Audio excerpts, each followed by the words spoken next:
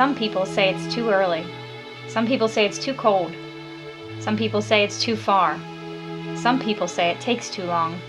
Some people say I could get hurt. What they don't know is that I learned a few secrets a long time ago that drive me to pursue my goals. If it hurts, it will only make you stronger. If it requires sacrifice, victory will be that much sweeter. And finally, nothing, and I mean nothing, compares to reaching goals that others said were out of your reach. I've loved competition since I was a little girl, but I never imagined it would bring me here, training for the opportunity to compete at the Ironman World Championships in Kona, Hawaii. It's a lofty goal, I know, but I'm excited about the journey I'm about to undertake, and I haven't come this far by being afraid of a challenge. My day starts very early, usually around 5:30 a.m. It's off to the gym to begin my first workout of the day. On Mondays, Wednesdays, and Saturdays, that's swimming.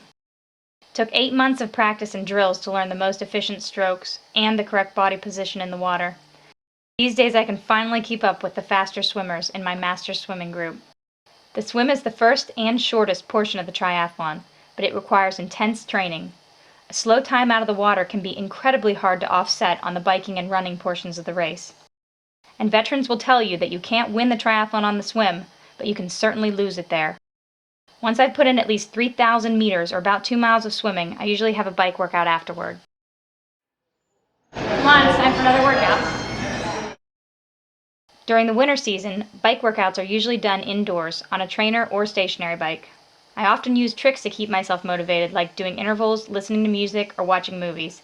The bike is the longest portion of the triathlon, at 56 miles during a half Ironman or 112 miles during a full Ironman. So in terms of training, it takes the largest amount of my time. I bike 4 to 5 times per week and anywhere from an hour to 4 hours at a time. Running. It's where my athletic career began and where the triathlon ends. I started running at the age of 14, and I've never stopped. So needless to say, it's my favorite of the 3 sports. It's nice to have the last part of the race be the strongest of your events. I typically spend 4 days a week running. Some days are devoted to climbing hills, while others are focused on interval repeats on the track. And some days are spent building high mileage at slow jogging pace. My Saturday long runs reach about 14 or 15 miles at their peak, which takes me around 2 hours. In total, I train between 12 and 20 hours per week in addition to working a full-time job and keeping up with my family, friends, and other responsibilities. I don't watch much TV, but I don't feel like I'm missing much.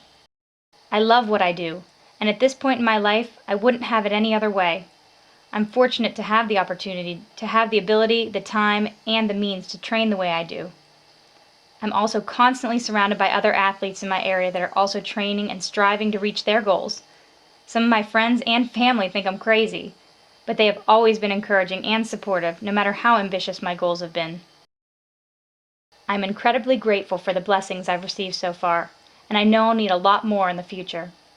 I may not be the fastest swimmer or the most talented athlete, but I can guarantee you one thing.